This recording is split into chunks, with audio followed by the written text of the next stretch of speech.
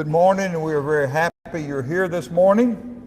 It is a great day. It's been a week, a lot going on this week, but a lot of good things going on this week, and we're thankful that you're here this morning and a part of this. We are thankful to all of you, especially if you weren't here and you didn't see our teachers outside. It was a little bit warm, a little bit sunny, but they were doing a great job. And ask your children about the Tower of Babel. The Tower of Babel. They learned about that today, and a great job. And thank you for everyone, all our teachers that were helping to get that going. There will be this morning after services. Buddy McKenzie is at home, and Buddy is beginning to show some signs of dementia and having some issues that are real challenging to him. Brenda and Jamie got him food over the weekend. Many of you may know Dina Brandon. She's Eddie's wife, lives right there on the corner across from Buddy and Rita. I didn't know she'd been in the hospital until she called me Thursday evening, and we went over there. Ken and I went over there Thursday night, and then Friday started getting meals to them.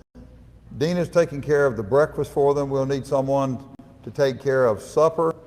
And Brenda's going to have a meeting this morning after services. If you can sign for that, she'll just need some people to sign up. You need to bring it in about 4 o'clock, but no later than 4 o'clock if you can. Earlier than that's okay. Later than that's a little bit is all right too, but they like to eat, Buddy's like some of the rest of us, he likes to eat a little earlier. So if you can get it there by between 4 and 5, that would be great. And Brenda's going to have that meeting with you ladies after services this morning. Sarita also is in she just transferred yesterday or maybe late Friday to NHC up on Parkwood. Her address is in the bulletin, in front of the bulletin. If you got one that I printed before I knew better, it says Parkwood Lane. It's Parkwood Avenue if you want to make that change. If you got one that says Parkwood, it might get there anyway, probably would, but if you want to change it to Parkwood Avenue, that would be very, very good on that. Tommy has got to have some skin cancer on his head, worked on this week, and he said he would just like to have it cut out.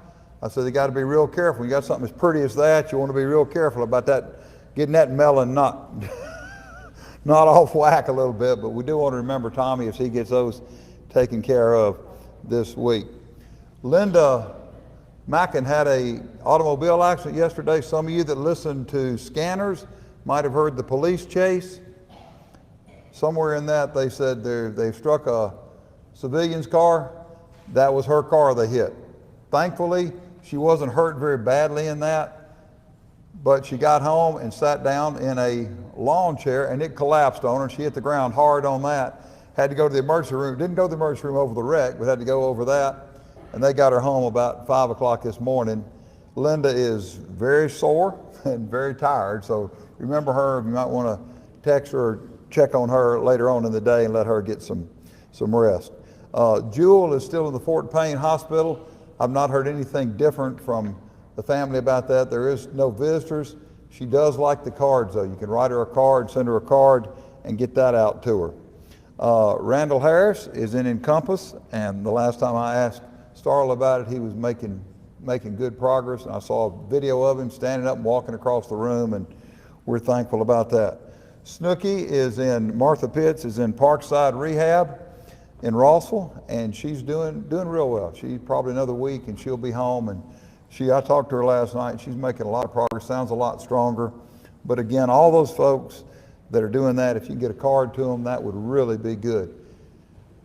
2 other folks that are really doing good this morning, not able to be with us yet, but is Ken Jenkins and Danny Jenkins. Most of you know Ken before COVID came about every Sunday.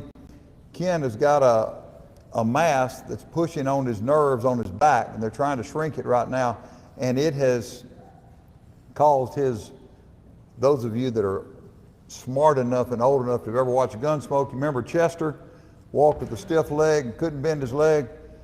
That's where Ken is right now. Every time he bends his right leg, he bends it. It's the one the nerves are pressing on.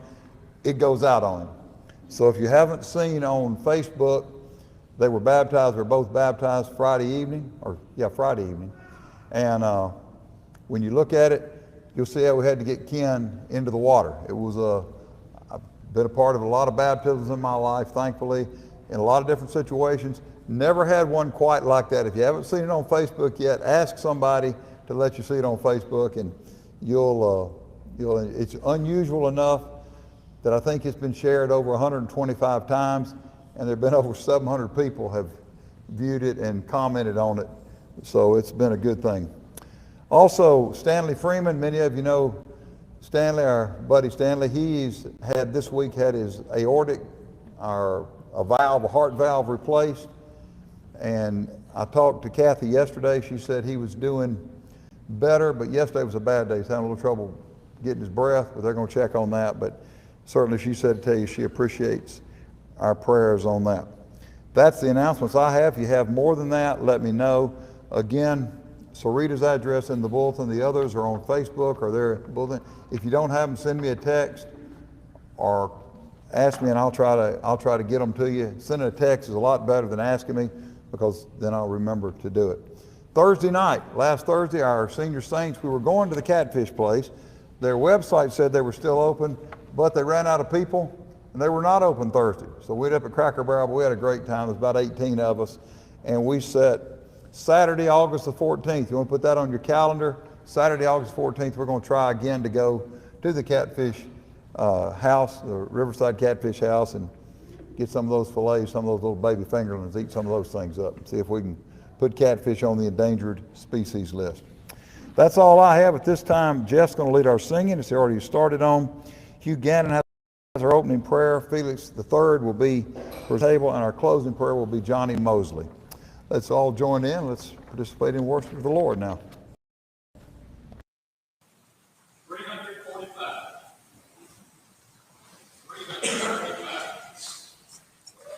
It is well with my soul, is the first and last sentence. When peace, my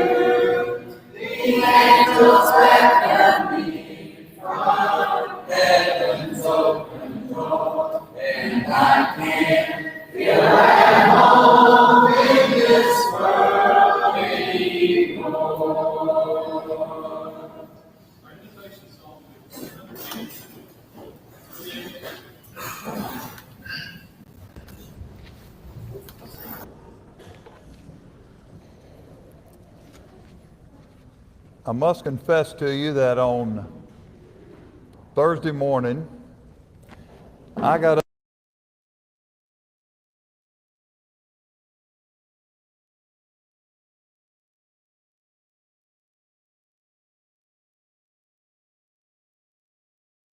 again as the crew to come in to get the asbestos, to get the building ready where we can get back in it. It can't come in until another 3 weeks.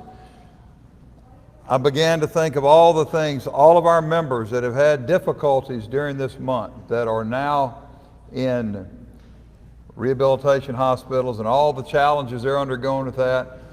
Some of our other folks that are beginning to struggle, and I just thought, what a tough month July has been. And then Saturday morning, I spent about an hour in prayer asking God to forgive me. I said, please forgive me, Lord, for my lack of vision, for my lack of remembrance, for my ingratitude. We, first of all, are out of our building. This is not as convenient as our building. It is air conditioned, which is nice. It is a little bit louder at times than others, but we have been able, through the goodness of the city councilman, from Terry Powell, from his help with that, we're going to end up paying $100 to have it cleaned up the last week we're here. He gave it to us for nothing. He didn't even want that, but I said, Terry, we're going to give you $100 to clean it up where you can get it ready for the next group to meet your standards. We're going to pay for that. He said, well, I wish I could do more. But I thought, well, that's a pretty good thing, Don. Maybe you ought to remember that. And then I thought about Wesley making the decision. He wants to come back and to be back and be more faithful. Struggle to do that. His work schedule keeps him out of town some, but we want to remember, and we're thankful for that. I thought about Nathan and his decision to say, I want to be a part of this family. And then to have Ken and Danny, both of them got some issues going on, but have some things to say, I want to get my life right. I want to have my sins washed away. I thought, boy, Don, you're an idiot. You're a real dummy to think how bad things have been. What a terrible month July has been. July has been a great month. I've set the song earlier, Matt and I did the song for July, There's a Great Day Coming. A lot of great days came in July. We need to be thankful for that. I want to talk to you this morning about living authentically. A lot of us, certainly I am, and I think a lot of you are not unlike me, even those of us that say, my life's an open book. I'm going to let you see what you see. There's still a lot of things about our lives we don't really want to advertise to everybody. You know, sometimes people are very selective about what part of their lives and how much of their lives they let others be aware of. All of us do that to one extent or the other. Some of us perhaps do it even more. Probably due to pride. We try to paint a picture of ourselves that may not be exactly correct. We sometimes try to paint a picture of ourselves that we're all happy about everything that's going on in life. Now, if you believe that about anybody,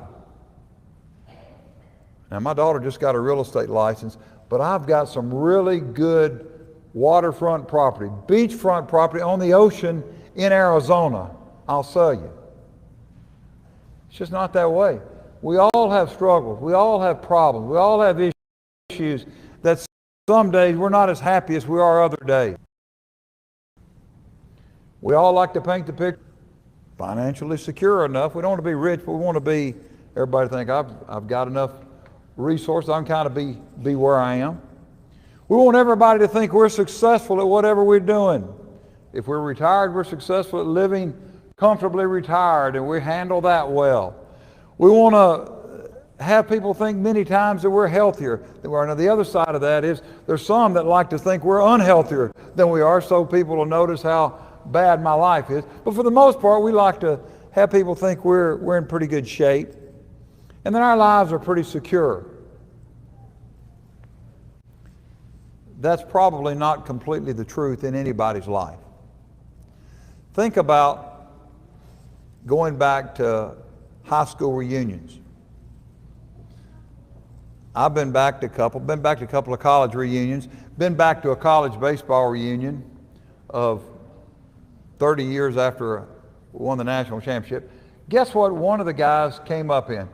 He came up in a very expensive sports car.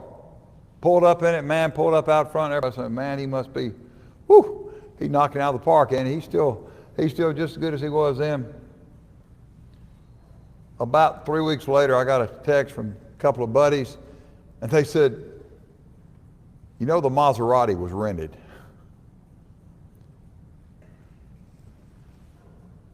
How many times we go to that? We want to make sure we buy the newest clothes, the nicest clothes to show up at the reunion so everybody will think we're just like it. Women got to make sure they got to get their hair done just right and colored, and make sure we look like we did 25 years ago or 40 years ago.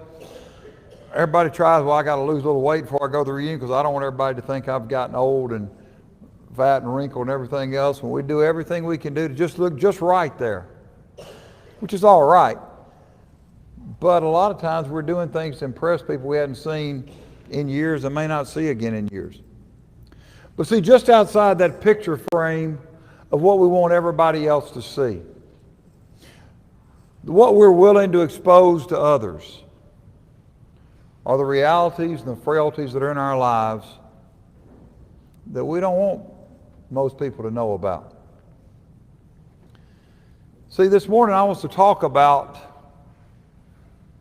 and encourage us to be more open with each other. Now, I don't mean I'm going to tell you about every pair of underwear I've got's got a hole in it, every t-shirt's got a hole under the arm, or all the details that you don't really need to know. But we do need to be more open with one another, because guess what? We need each other. If there's anything that's been proven in the last year and a half, we need each other. We can hardly make it alone. The ones that suffered the most during this COVID shutdown and during the locked in, they couldn't go to work. They got scared about coming to church. They got scared about going to the grocery store. They got scared about seeing their friends, about going to eat. The ones that suffered the worst in that were those who were alone. Some of us made the decision, because already having probably had COVID and having the antibiotics, we're going to try to be out and be as much as we can. Not judging anybody that did or didn't do that. That's your own personal health choices. But what I am saying is, those that were able to do that, even if they got sick, they seemed to manage better emotionally and mentally, because God designed us. The first proclamation God made about man after He said it's very good. You know what He said about man? It's not good that he's alone. We need each other. One of the things that Ken and I wrestle with, we're working with, and we're trying to figure out, trying to think, how can we get back together on Wednesday nights? How can we be together more for social things, for the ladies' Bible classes? Because we need that time together. We need one another. We need to be authentic with each other. Let each other know how we really are. And that comes down to something a little more uncomfortable now, about living without hypocrisy. Hypocrisy has been defined as the act of hiding how we really feel, think, or act, but instead to present a view of ourselves that's inaccurate. It comes from the word putting on a mask, to put on the makeup like an actor would put on, to put on a mask to where you look like you're somebody different than you are. Mostly when we speak about hypocrisy, we refer to moral hypocrisy. But that's not the only kind of hypocrisy there is. Certainly consider moral hypocrisy. We know what moral hypocrisy is. That's made news in the last few years, certainly, about the largest religious institution in this country. Many of the priests were abusing young children, young boys, nuns. They were going across the line. They were just perversions in the sexual area that we could hardly imagine. But yet they would still show up on the times of their worship, and they would proclaim how great everything is. It's hypocrisy in the moral level. We understand that. We don't like that. But sometimes we get caught up in trying to be one thing while we're something else. That doesn't mean, and please do not be guilty of doing this. Do not, every time you see a Christian stumble, every time you see a Christian fall, do not get out the brand out of the fiery pits of hell, the big H, and say, I'm going to brand you a hypocrite now. No, you're branding somebody. They are an H word when they stumble. They're human. They're human. Some may hide their stumblings from you better than others. You may never seem to appear to see them stumble, but we all do. That's human. But hypocrisy is when I deliberately say, I'm going to try to be this way, but it's not really the way I am. Because deliberately I want to be this way, really. But I want everybody to think I'm being this way. Then there's, of course, Paul in Romans chapter 2 and verse 24 says, "For the name of God is blasphemed among the Gentiles because of you." When a Christian lives an openly hypocritical life, not when we stumble and make a mistake, because anybody that's got any sense is going to recognize that. But when we deliberately live one way, let's take it from on Monday, Tuesday, Wednesday, Thursday, Friday, and Saturdays, we live completely differently than we do for an hour or 2 hours here on Sunday morning.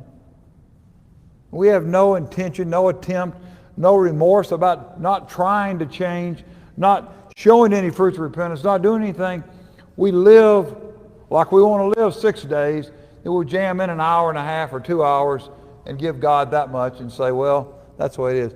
When people see that in the world, folks, that causes, well, Paul said the name of God to be blasphemed among the Gentiles, among the unbelievers, because of the way we live. If we're living morally hypocritical lives. Sometimes there's social hypocrisy. Making people think our lives are perfect. Trying to hide the brokenness in our own lives. If you've never had any time in your life in which you were broken, you're probably one in here that we heard scream and crying just a few minutes ago, because you're just a baby, just a little one. You're not really able to fully comprehend and understand what's going on, because everybody, and just about every one of you that have been here, as we approach starting our 19th year with you, as we finish up these years, we think about, I've known many of you, know me. You've seen areas in our lives where we were broken, where life just seemed to fall apart. We made mistakes. We got into habits we didn't need to get into. We made bad decisions.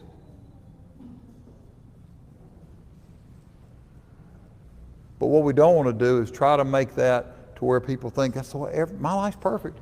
But I'm over here, I'm deliberately messing up over here. You make a mistake, you clean it up.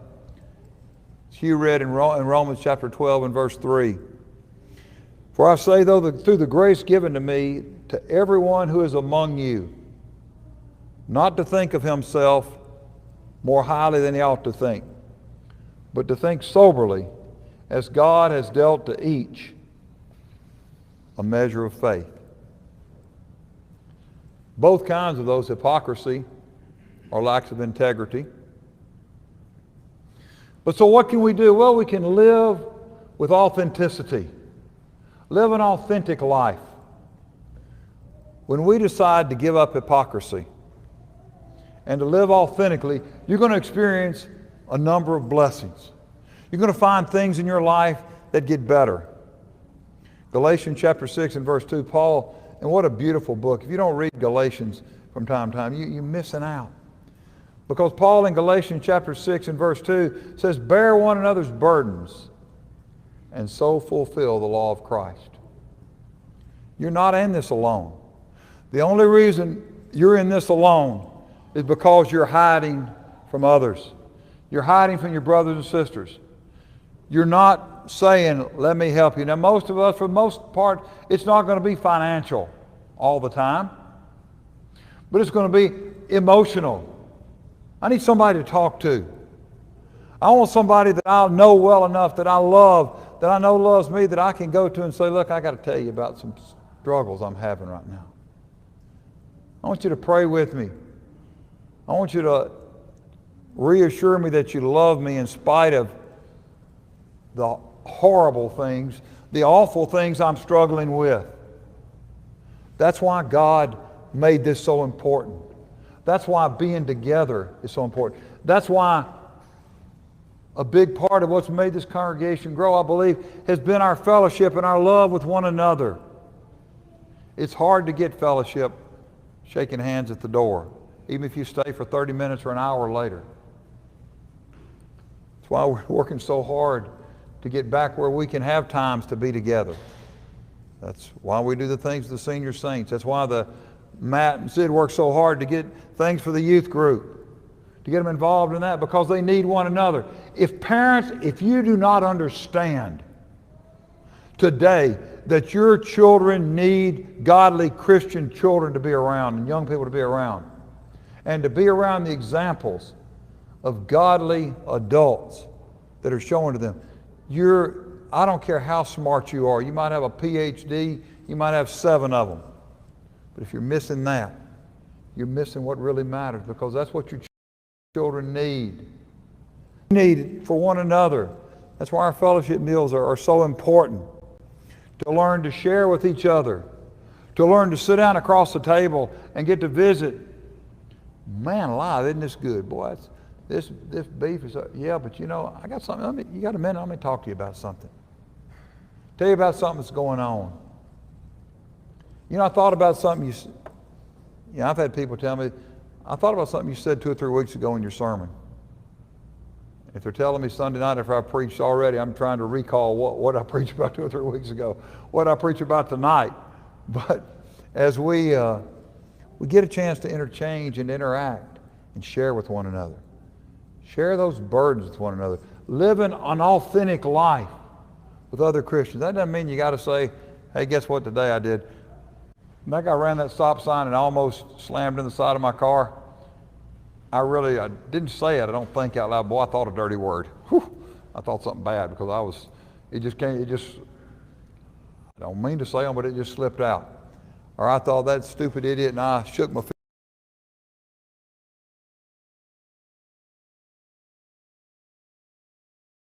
I'm not talking about all that stuff. I'm talking about the things that really matter.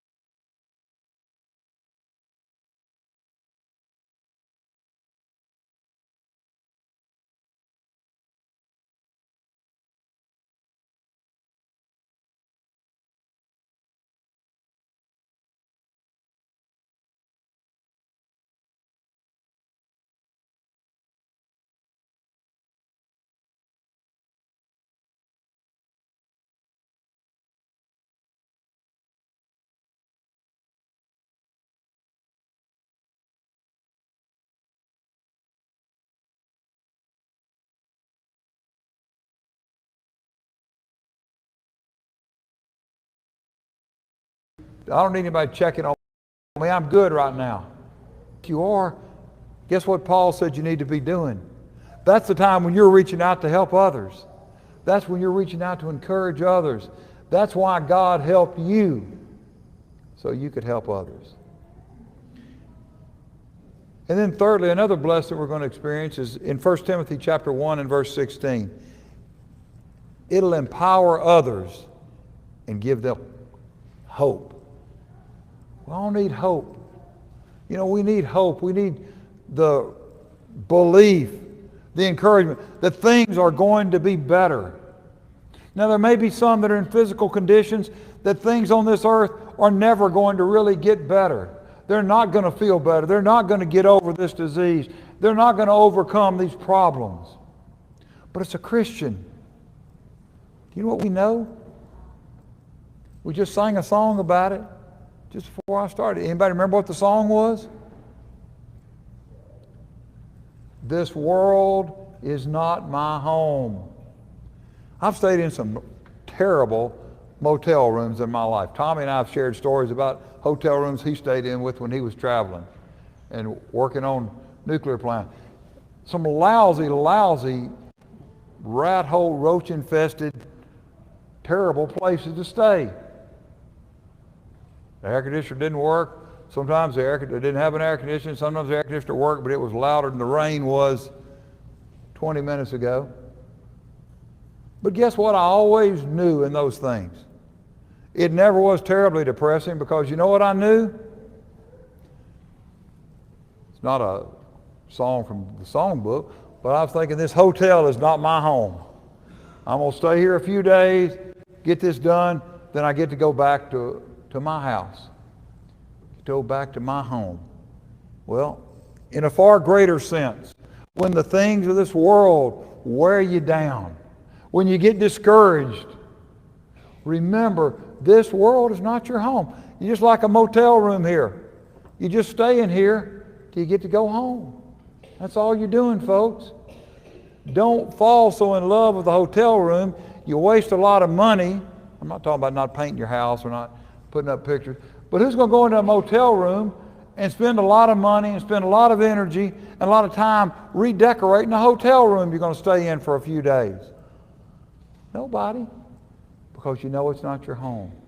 Know the same thing on a spiritual matter.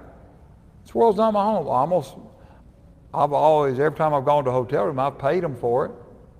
I've tried to, when I got through it, kind of clean up a little bit if I'm going to be in there for a few days to leave it like I'd like. But it's not my home. I'm not investing the things I've got in that room. Don't sink everything you've got into this world. It's not your home. You got hope. There's going to be something far better than this. You're going to be in a better place forever. And then finally, authentic lives expose our weaknesses, but they shine the light on God's strength. I get to see how weak I am, but I also realize how strong God is. What a wonderful thing that is. In 2 Corinthians chapter 12, verses 7 through 10, Paul is being very authentic there. He's opening up himself to this congregation he probably established. He baptized many of the folks there, taught many people there, had worked there for a while, and now he comes back toward the end of 2 Corinthians, and he's going to be very open there about himself. Starting in verse 7, "And lest I should be exalted above measure by the abundance of the revelations." Paul said, God's shared a lot with me. God's been good to me. But he said, lest I should be exalted above measure by the abundance of revelations, a thorn in the flesh was given to me, a messenger of Satan to buffet me, lest I be exalted above measure. Verse 8, "Concerning this thing, I pleaded with the Lord 3 times that it might depart from me." Now you'd think if God would listen to anybody about a physical problem, God would listen to Paul, wouldn't he? Chosen vessel, greatest evangelist probably in the history of the Lord's church. Traveled many, many miles under difficult circumstances. But he said, I asked God 3 times that it might depart from me. But then listen in verse 9, "And he said to me, my grace is sufficient for you. My strength," that's God's strength, "is made perfect in weakness." Your weakness, Paul. That's when I'm made perfect. "Therefore, most gladly," Paul says, "I will boast in my infirmities, that the power of Christ may rest upon me. Therefore, I take pleasure in infirmities, in reproaches, in needs, in persecutions, in distresses, for Christ's sake. For when I'm weak, then I'm strong." This morning I want to encourage you. Muster up the courage and the integrity to be real. Be the same way you're going to be tomorrow when you run into somebody that ain't as nice to you as these folks are going to be around you today. When you run into somebody that's not as reasonable as some of these folks are going to be today, be reasonable with them. When somebody's not even rational with you,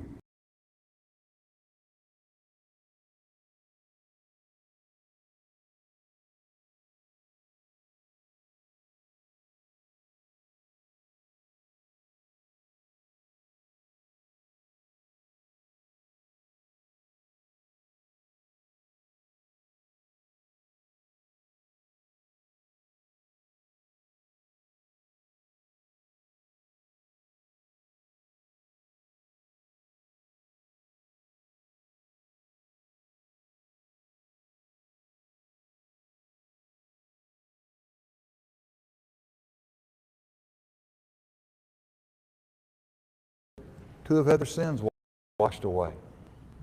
This is waiting on. God was patient with Ken and Danny. He loved them. He loves you. He was patient with them, gave them time, an opportunity. He's patient with you this morning. He loves you. He's given you time and opportunity. What are you going to do with those blessings you've got? Are you going to live authentically? You're going to live a Christian life and be what God wants you to be? Are you going to keep on being what you are right now? If you become a Christian but you're not living the way you need to live, no better time than right now to come home. The Lord's invitation is being extended. If we can help you, why don't you make your way to the front while we stand and while we sing.